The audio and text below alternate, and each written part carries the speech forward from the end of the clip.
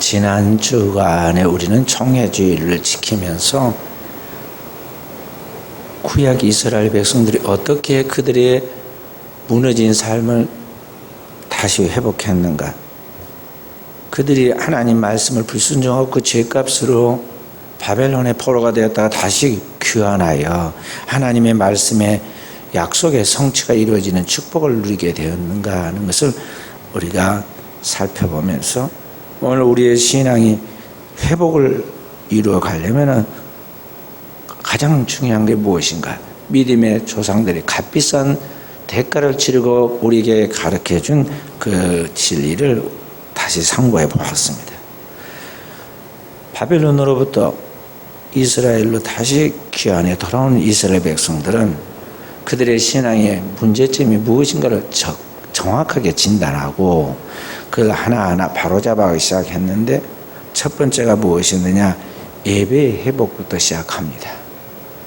그게 무슨 말인가? 이스라엘 백성들은 평생 하나님께 제사했는데 무슨 또다시 제사인가 그렇게 생각하겠지만, 그들은 그들의 신앙에 있어서 핵심인 이 예배가 하나님 앞에서 온전한 살아있는 예배가 되지 못했다는 것을 스스로 정직하게 진찰해냈어요.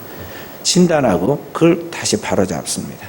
그동안 그들이 하나님 앞에 무수한 제사, 예배를 드렸지만 그 예배가 하나님을 기쁘게 하는 살아있는 예배가 아니라 하나님을 번패스럽게 만드는 그러한 죽은 예배였다는 걸 그들은 찾아내고 그 예배를 바로잡기 시작하죠. 그래서 바벨론에서 귀환했을 때 그들은 삶과 죽음의 경계에 서서 생활이 너무나 힘들고 가장 급하고 우선적인 것이 생존에 대한 문제인 것까지 보였지만, 그런 가운데서도 그들은 제일 먼저 한 것은 성전을 재건하고 자기들이 살고 있는 그 성벽을 다시, 무너진 성벽을 다시 쌓고, 그것부터 시작했다는 것을 알아야 돼요.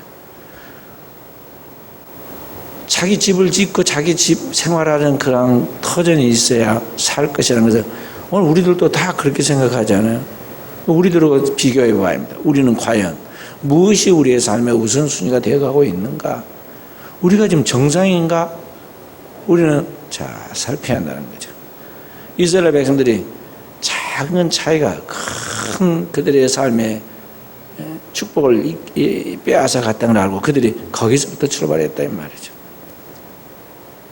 우리나라 사람들의 신앙과 삶과 비교해 볼 때 얼마나 많은 차이가 있는가는 몰라요. 이들은 이때가 지금부터 2500년 전에 과거에 그들의 신앙과 삶을 잘 점검해 보고, 하나님의 말씀, 성경이 그 당시에 이렇게 기록되어 있는 시대가 아니에요. 성경이 기록되어 있는 시대가 아닙니다. 모세를 통해서 그들에게 받았던 십계명과 모세 오경의 말씀을 귀하게 양피지에다가 적어가지고 돌려가면서 성전에 나와서나 그 말씀을 읽고 듣고, 그런 정도인 그런 시대에 오늘 그들이 하나님 앞에서 자신들의 신앙과 삶의 문제점이 무엇인가를 찾아가지고 그것을 삶에 적용해 나갔다는 건 대단한 것이죠. 그래서 그들의 신앙에 있어서의 문제점이 예배가 죽은 예배이고 예배가 살아있지 못하기 때문에 오늘 이렇게 됐던 걸 알고 예배부터 지금 회복하기 시작합니다. 그래서 첫째는 성전을 재건하고 성벽을 쌓고, 그 다음에 그 안에서 함께 드리는 예배가 영과 진리를 드리는 참 예배답게 드리기 시작했어요. 그러니까 살아계신 하나님, 영이신 하나님 앞에 그들의 영이 깨어나가지고 영적인 깊은 만남의 교통이 이루어지는데, 이 오늘 죽은 영이 살아나고 하나님께서 살아계신 그 성령이 역사하니까 그 영의 큰 조우가 이루어지면서 거기에 변화와 기적과 축복이 나타나는 것이죠. 메시아, 오고 있는 인류의 구원자이신 메시아이신 그리스도의 예표로서 그들의 모습을 재현하기 시작하죠. 그래서 첫 번째로 예배가 이루어졌다는 거예요. 그러니까 마귀는 우리에게 항상 예배를 못 드리게 하죠. 마귀의 작전을 알아야 돼요. 마귀가 우리로 하여금 무슨 큰 위협적인 걸 가져와서 우리를 넘어뜨린 거 아니에요. 예배를 성공 못하게 해서, 그래서 그의 삶을 하나씩 하나씩 무력화시키는 거예요. 그러니까 우리가 마귀에게 속으면 안 돼요. 내 생각을 따라, 시대적 상황을 따라 적당하게 우리가 타협해 가면서 이 정도는 괜찮겠지 하고 자기가 기준을 정하고 자기 마음대로서는 안 된다는 거죠. 몸의 컨디션이 오늘 안 좋아서, 또 손님이 찾아와서, 깜빡 잊어먹었는데 오늘 너무 늦었기 때문에 등등 여러 가지 요인들로 인해서 예배가 드려지지 못하도록 사단이 역사를 합니다. 그러니까 그것이 보이지 않게 스멀스멀 우리에게 다가오는 거예요.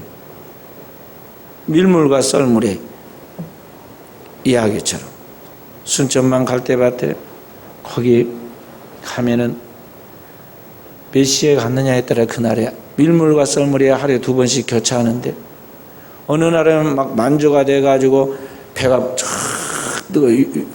가고 있고, 어느 날은 딱 뻘밭에 올라와 붙어갖고 있어요. 썰물 때는 배가 뜰 수가 없으니까, 그러니까 거기에 딱 붙어갖고 있습니다. 그래서 그 시간대에 맞춰가지고 시간표를 짜놨어요. 한번 배를 타고 구경하고 싶어도 시간이 안 맞아서 못 탈 때도 있잖아요.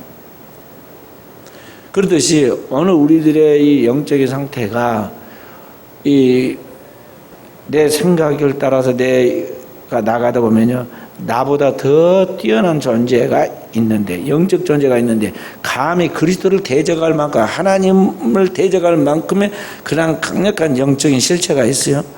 곧 공중의 권세 잡은 자 원수 마귀단 말이에요. 그러니까 우리는 주님 앞에 완전한 구원의 완성을 이루어 놓을 때까지는요, 아직 이 땅에 있는 동안에는 불완전한 그런 존재예요. 그렇기 때문에 마귀를 우리가 머리싸움을 해가지고 이길 수는 없어요. 우리는 스스로 착각하기를, 마귀 정도야 내가 절대 그게 안 넘어가고 마귀한테 안 당하지, 내 정신 바짝처럼 괜찮을 것이다, 그래 착각하는데 전혀 그렇지도 않아요. 마귀는 그리스도를 넘어뜨리려고 그리스도에게도 와서 시험한 자예요. 그러니까 오늘 우리는 어떻게 되겠어요? 우리는 이미 넘어진 자들이에요. 우리의 조상 아담 때부터 시작해서 우리는 이미 그 유전 인자 속에 넘어져서 그 죄의 그런 근성이 몸에 배어 있는 사람이다 이 말이죠. 배어 있는 사람. 우리가 어렸을 때 고구마를 캐거나 부모님을 따라서 가서 농사를 지을 때 좀 하다가 돕다가 말이죠, 이 일은 제대로 안 하고 손을 베거나 발등을 찍거나 그래가지고 그러잖아요. 그러면 다 나았어도 거기에 손해가 흔적이, 상처가 남아있어요. 흔적이 남아있어요. 오늘 우리 인간에게는 원수 마귀로부터 이미 당했던 우리 조상의 유전인자가 있어요. 그런 상처 정도가 아니라 완전히 몸에 배어있는, 골수에 들어있는, 우리의 피 속에 들어있는 그런 죄의 근성이 때문에, 죄성이. 그래가지고 우리는 넘어질 수밖에 없어요. 내 스스로 힘으로는 절대 이 영적 존재의 마귀를 이길 수가 없는 존재라는 거죠. 하나님께서 그 마귀의 머리를 깨뜨려서 이기게 하였던 예수 그리스도 외에는 이 마귀를 이길 자가 없어요. 땅에서 사람은 그 어떤 영웅 혹을 안 되는 거예요. 그 사람을 믿지 말라는 거죠. 우리가 살아보니까 그러지 않아요?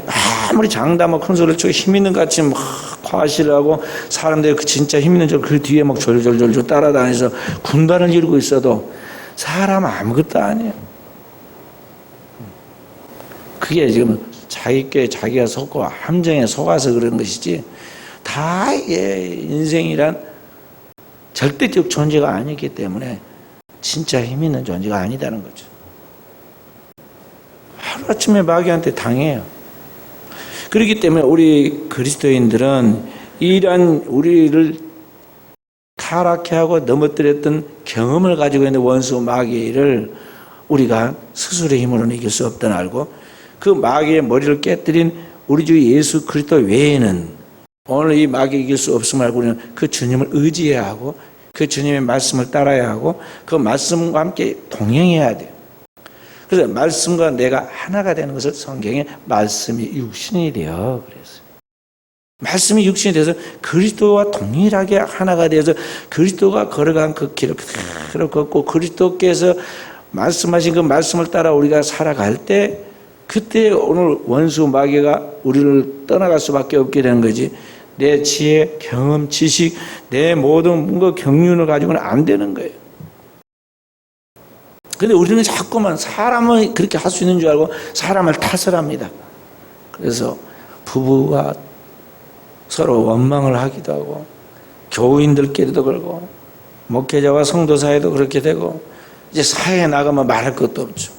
끊임없이 싸우고 다툰 이유가 뭐냐면요, 사람이 뭘 할 수 있는 줄 알고 사람에게 뭘 요구하고 기대하다가 그게 안 되니까 실망하고 비난하고 그런 거예요. 근데 인간은 처음부터 안 되는 존재예요. 죄인이다 이 말이죠. 한계를 가지고 있는 존재예요. 그래서 우리가 하나님의 음성에 귀를 기울이고 예배를 통해서 주님의 은총을 구하고 나 같은 죄인을 구속하고 또 나 같은 죄인에게 새로운 하나님 앞에서 살 길을 열어놓는 것에 대한 소망을 가지고 그분의 이루어놓으신 그리스도 예수를 통해 이루어진 그 구속의 은혜와 은총 속에서 오늘을 승리해 갈 수 있음을 감사하고 나가는 것인데 그게 바로 예배다 이 말이죠. 그 예배를 통해서 우리는 늘 승리하는 거예요. 삶의 현장에서 이기기 전에 벌써 예배를 통해서 이미 하나님 안에서 우리가 삶이 승리하게 된다는 거죠. 그런데 이런 예배를 드리면 결국 그가 그리스도로 말미암아 승리하게 되므로 마귀는 그 자리 자체를 못 가게 하는 거예요. 어떤 방식으로 예배를 못 드리게 하는데 마귀의 작전은 두 가지예요. 핍박 아니면 유혹이에요.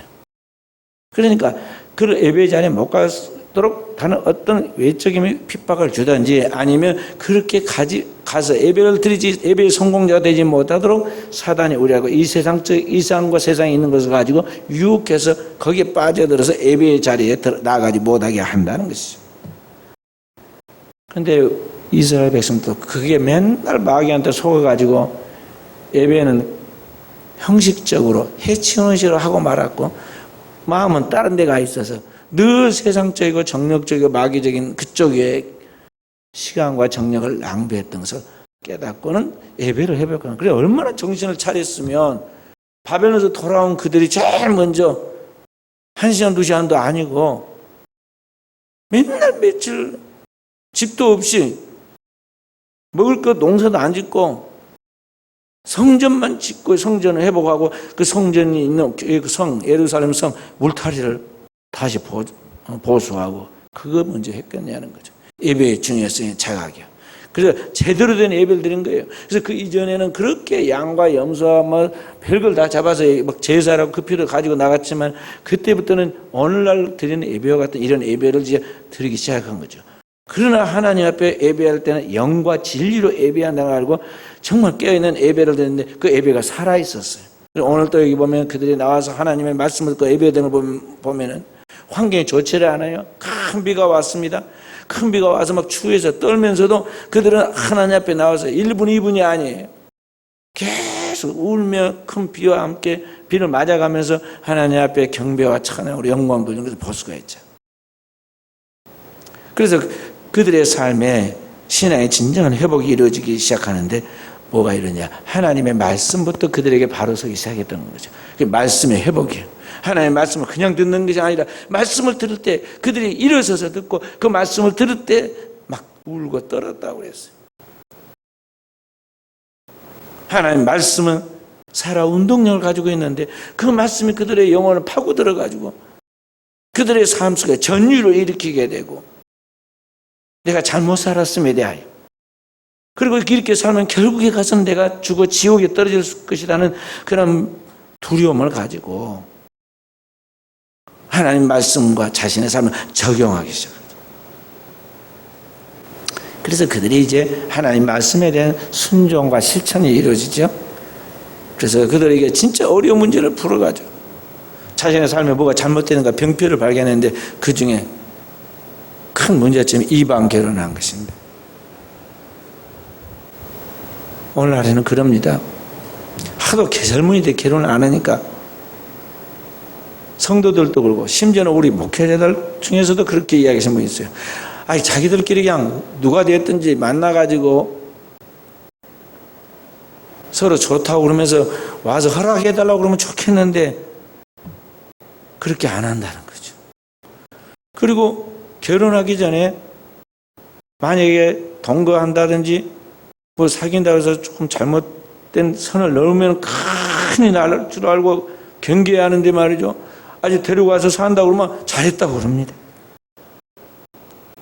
왜냐하면 이제 문제가 해결됐다는 거죠. 그런데 오늘 이스라엘 백성들을 봐봐요. 70년 동안 바벨론에서 포로 생활을 하면서 70년이면 얼마나 긴 세월이면 그때는 평균 수명이 40년밖에 안 되는 때인데 2배나 되잖아요. 그런데 그 동안에 당연히 결혼해서 살 것인데 이방인과 결혼했다는 것 때문에 하나님의 백성으로서는 절대 그래서는 안 된다는 거죠. 우리가 볼 때 너무 고지식한 거 아닌가? 오늘 우리의 상황과 비교를 해보면은 그렇게 하면은 평생 그러면 홀로 살아야 한다는 말인가? 뭐 등등 이야기를 하겠지만요. 상황을 따라가면 이게 한없이 무너지는 거예요. 하나님의 말씀의 원칙과 하나님의 말씀의 기준을 따라가야지 그리스도인이 만약 상황을 따라가면 어떻게 되겠어요? 태양이 오늘은 딱 6시 40분에 떴는데 태양이 놀다가 저녁에 친구들하고 놀다가 별들하고 놀다가 그 다음날 늦잠을 자고 좀 컨디션이 안 좋아서 에이 안 되겠다. 오늘은 조금 늦잠 자고 늦게 떠야겠다. 한 11시에나 떴다고 합시다. 그리고 그 다음날은 아이고 어제 너무 늦게 떠서 안 되겠다. 내일은 일찍 떠야겠다. 그러고 갑자기 새벽 2시에 일어나가지고 태양이 떴다고 그래봐요. 그러면 이 땅의 모든 생명체가 어떻게 돌아가겠어요? 생존하겠느냐는 거죠. 44철 365일 1년 2년 할 것 없이 태양 꼭 정시에 지고 정시에 뜨고 그걸 계속해서 10년이든 20년이든 100년이든 1000년이든 반복해서 가잖아요. 그래서 이 우주가 존재하는 거예요. 그리고 그 속에서 생명이 살아가죠. 인간의 삶에도 마찬가지다는 것이죠. 인간의 삶이 그냥 자기 고집이나 주장이 아니라 하나님의 영원한 진리의 말씀의 기준을 따라서 그 원리를 따라서 그 계명을 따라서 인간은 거기에 초점을 맞추고 거기에 맞춰 나가야 돼요. 그러니까 이스라엘 백성들이 상황이 지금 우리가 바벨론 땅에 살았는데 어쩔 수 없었지 않느냐 하고 자기 합리화를 하고 변명을 한다면 100번이라도 동의를 얻을 수 있을 만한 상황이었지만 그 아니다는 거죠. 하나님이 한번 이방 결혼하지 말아라. 내 영혼에 복이 안 되고 자손 안 돼 복이 안 되니 너는 하나님의 택한 백성으로서 거룩한 신앙의 유산을 남기도록 해라. 하나님께서 그렇게 말씀하셨으면은 솔로몬 왕이 되었던 무명의 백성이 되었던 그걸 꼭 지켜라는 거죠. 그런데 바벨론 포로 중에 이들이 이방 결혼을 했는데 그 문제를 처리합니다. 하나님의 말씀을 순종하고 삶에 적용해서 치유하죠.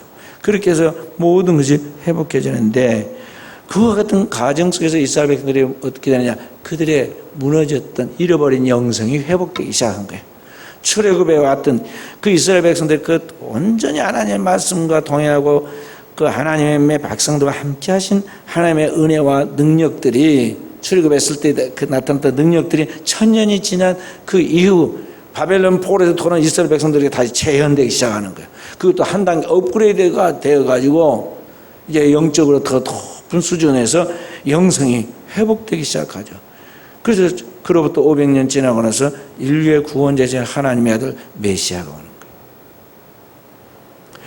그래서 오늘 우리의 신앙은 이렇게 밀물과 썰물처럼 우리의 영성이 무엇을 가까이 하느냐에 따라서 그러니까 오늘 우리가 이 세상과 세상의 뜻을 가까이 하면은 마치 썰물이 빠져나가듯이 우리에게 하나님의 은혜가 거치게 되고 만약 우리가 하나님의 말씀을 가까이 하고 하나님과 함께 동행하는 삶을 살아가면은 거기에 마치 밀물에 가득 차가지고 모든 생명체가 들어와가지고 거기에서 풍성함이 이루어지듯이 오늘 우리 안에 하나님의 무한한 은혜와 생명이 공급되는 역사가 나타난다는 것이죠. 그래서 성경은 하나님을 가까이 하라. 하나님을 가까이 하라. 마귀는 어떻게 하라고 그랬어요? 마귀는 대적하라. 마귀는 대적하라. 주 앞에서 너를 낮추고 하나님을 가까이 하라. 그랬어요. 그리고 오늘 우리가 하나님 앞에서 늘 이와 같은 깨어있는 영성을 가지고 살아갈 때 그때 오늘 우리의 신앙과 삶 속에 하나님의 은혜의 회복들이 이루어지게 되고 우리의 신앙이 살아나게 되면서 놀라운 하나님의 구원의 역사가 이루어지게 된다는 것입니다. 그래서 우리는 이 시대에 깨어있는 영적인 사람들로 서가야 돼요. 역사는 항상 반복해 가는데요. 인류의 역사를 쭉 살펴보면요. 상황이 다를 뿐 역사는 항상 반복해 가고 있어요. 역사는 반복해 가는데 우매한 백성들은 똑같은 실수를 반복해 가지고 무너지게 되는 거예요. 역사를 통해서 우리가 배워야 하는데 동물들은 얼마나 빠릅니까? 물고기도 얼마나 빠릅니까? 손으로 물고기 잡기 어렵죠? 동물도 우리가 조그맣다고 그래가지고 쉽게 잡을 것 같지만 토끼 한 마리도 못 잡아요. 어떻게 빠르게 막 가니까. 근데 그 동물들을 나중에 잡아갖고 판 사람이 있고 잡아갖고 판 걸 우리가 사다가 먹고 그러잖아요. 어떻게 동물들이 산에서 잡힙니까? 포수가 딱 그 동물 오는 길을 알고 그냥 거기다가 올무를 딱 걸어놓든지 함정을 파놓든지 길목을 지키고 있다 그때 거기다가 활을 쏘든지 해서 잡아요. 그렇게 잡죠. 동물은 물고기도 마찬가지. 물고기 그렇게 빠르게 하는데도요. 어부들이 다 잡아왔고요. 왜 그러죠? 저는 물고기를 낚시를 몇 번 따라가 봤는데 한 마리도 지금까지 잡아본 적이 없어요. 어렸을 때는 잡았어요. 어렸을 때는 잡았어. 그 항아리 같은 거 해가지고 잡는 거하고, 그 다음에 섬진강에 그 어느 때가 올라오면 몽둥이로 때려잡는 거 있어요. 이렇게 성박대로 이렇게 대장이 가고 뒤에 따라갑니다. 그러면 나랑 그 모래톱 위에서 이렇게 우리들은 때려서 잡는, 이런 건 하지 낚시로는 한 번도 잡아본 적이 없어. 못 잡아. 근데 물고기 잘 잡은 분들은요, 이거 낚시만 넣었다면은 금방 잡고 다 하더라고요. 이런 분들은 물고기의 그걸 다 알아요. 물의 흐름과 함께 물고기의 근성을 잘 알아. 이게 뭐냐면은 동물은 인간처럼 영이 있는 것이 아니고 영이 없기 때문에 혼이 없어요. 그래서 이 동물은 본능을 따라서 꼭 가는 길로만 갑니다. 또 먹인 뒤로만 가요. 자기 먹이가 몸에 배어가지고 그냥 다녀떨기로 다니고 또 먹이가 있으면 먹이를 따라가요. 그러니까 인간들은 가만히 살펴보면서 먹이 있는 쪽으로 간다. 또 한번 가는 길로 간다. 그리고 거기다가 올무도 넣고 거기 가서 목을 지키고 있다가 잡잖아요. 물고기도 다 그렇게 한다고. 물고기도 잡힌 데가 있어.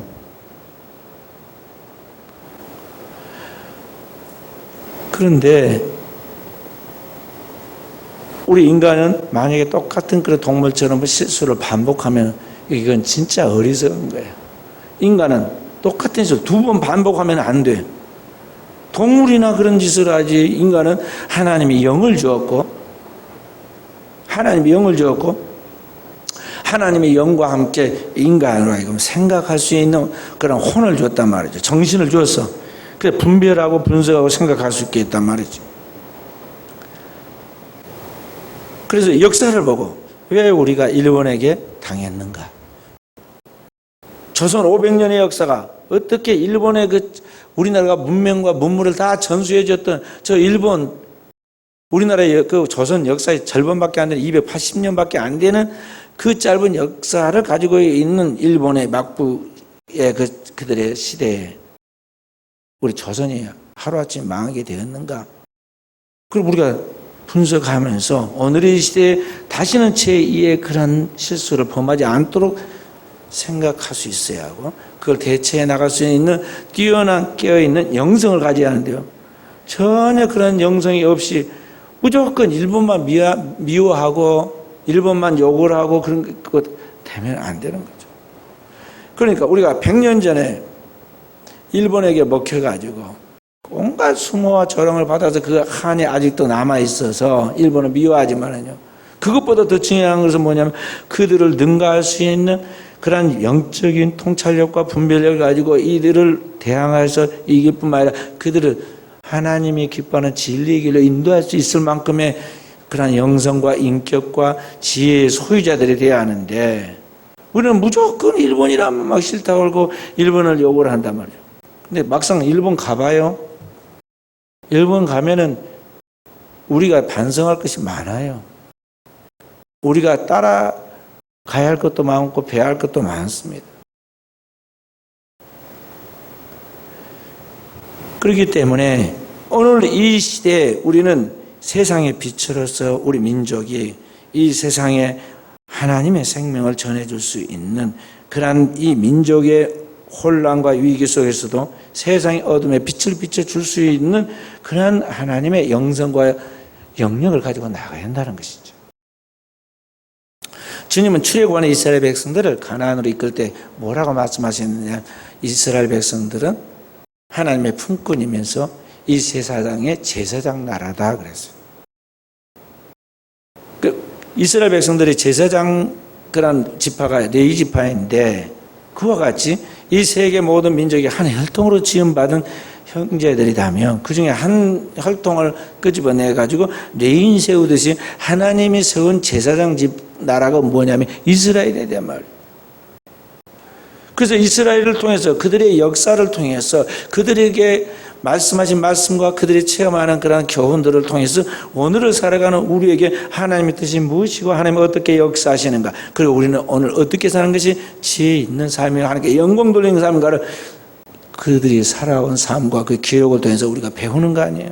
오늘의 이 시대에 우리는 이 세상 사람들에게 그리스도의 진리와 교훈, 삶을 보여주는 그런 교본이 되어야 한다는 것이죠. 교본이 돼요.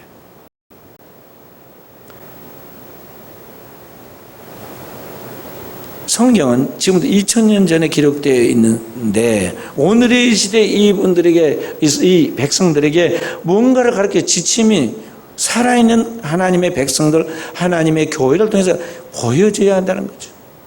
우리를 통해서 우리의 삶을 통해서 예수 그리스도를 세상에 보여줘야 돼요. 보여줘요.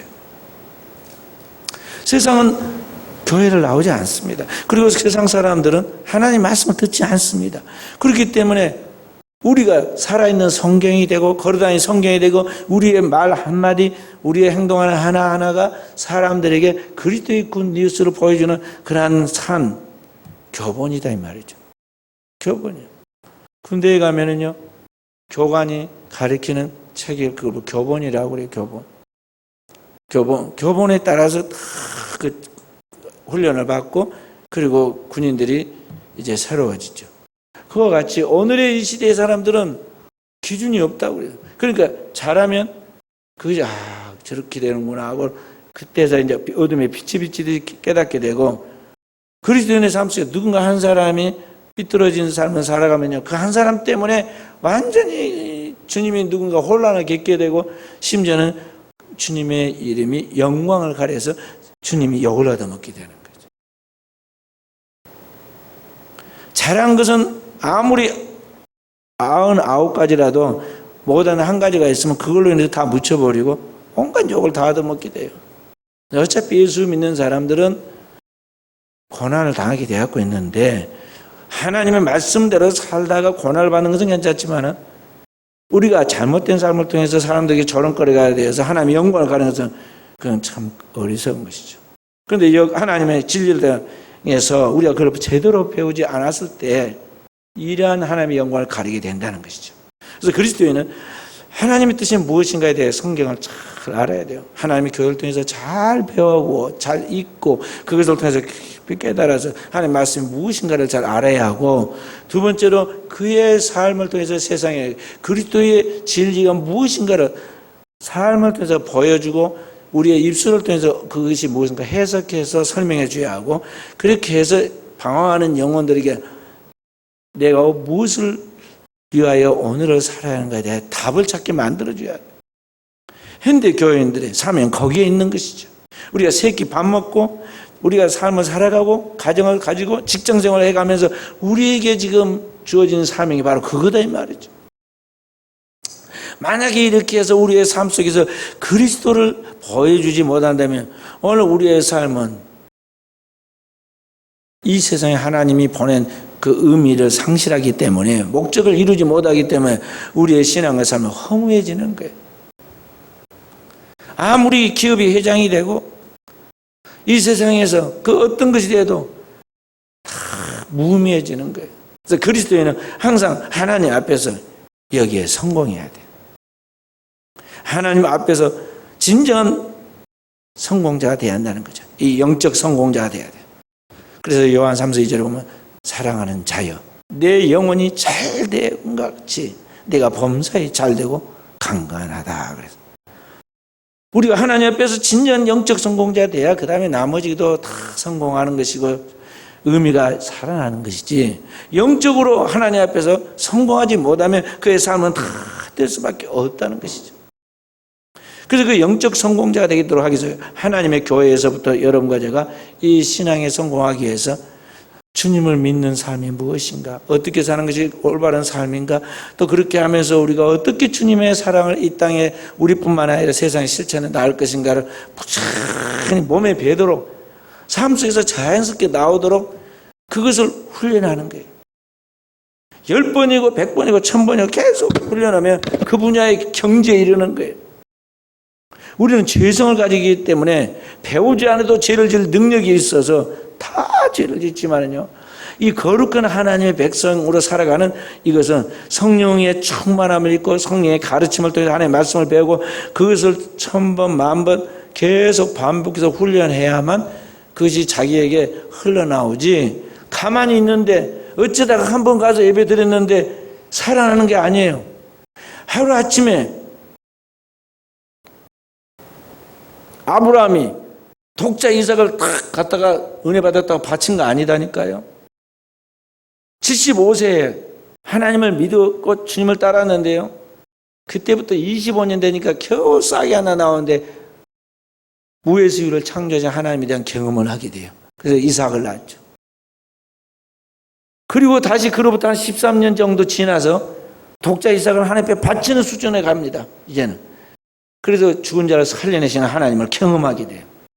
그리고 주님께서 내가 이제 나를 경외하는 줄 아느라고 하나님 벗이라는 칭찬을 받게 되고 믿음의 조상으로서의 품위를 갖추게 돼요. 영성과 품위를 갖추게 돼요. 그러니까 이 경지가 하루아침에 오는 게 아니다 이 말이죠. 부흥에 한두 번 참석하고 또는 뭐 작정기도 한 40일 뭐 몇 번 했다고 새벽기도 나왔다고 그거 갖고 되는 게 아니라니까요. 신앙인은 평생 하나님을 믿고 그 시대뿐만 아니라 자손 대대 아브라함과 이삭과 야곱의 하나님처럼 대를 위해 하나님을 경외하는 영성이 쌓여야 거기서 쓸만한 자손들이 나오고 믿음의 경지에 이르러야 그 믿음의 좋은 후손들이 나오는 거예요. 그리고 그 시대의 영혼들이 민족을 형성해서 세상에 오늘의 빛을 비춘다는 것이죠. 그래서 오늘 사랑하는 귀한 성도 여러분, 우리가 신앙생활에 나갈 때 깨어있고 하나님의 교회 생활을 그냥 보통으로 해서는 안 되고 정말 하나님 앞에서 그 신앙이 온전하게 되어서 세상에 그러한 영광을 드러낼 수 있도록 이 교회 공동체를 잘 사랑하고 섬기고 한 몸처럼 움직이고 나가도록 해야겠습니다. 한 가지만 말씀하고 마칩니다. 여기 북극에 가면 또 남극에 가면 펭귄이 사는데요. 이 펭귄도 여러 종류가 있는데 이 펭귄들이 남극과 북극의 그 추위가 60도, 영하 70도 그렇게 내려가는데 어떻게 사는가? 특히 폭풍우가 막 몰아칠 때는 살기가 힘든데 어떻게 사는가? 그 학자들이 다 연구해 보았습니다. 그랬더니 그들이 사는 생존 방식이 참 기특하게 되었어요. 뭐냐면은 폭풍우가 딱 밀려 올라오고 하면은 그들은 그들의 그 서식지 중앙으로 다 모입니다. 평기들이. 자기의 체온을 조금이라도 더 유지하기 위해서 모여요. 그리고 서로 딱 어깨를 맞댑니다. 그러면 대열 안쪽에 있는 평균들은 이게 폭풍을 막아주니까 체온이 그대로 보존돼가지고 또 옆에 체온까지 붙어가지고 완전히 몸이 녹아서 따뜻하게 지냅니다. 그리고 밖에 있는 평균들은 영하 60도, 70도 되는 폭풍 그 바람 추위를 온통 몸으로, 맨몸으로 막아내야 하니까 얼마나 춥겠어요. 그래서 조금 있으면 얼어 죽겠죠. 절대 얼어 죽지 않고 다 삽니다. 어떻게 사느냐? 그들이 뭐 이렇게 딱 있으면서요, 어느 순간부터 이동을 합니다.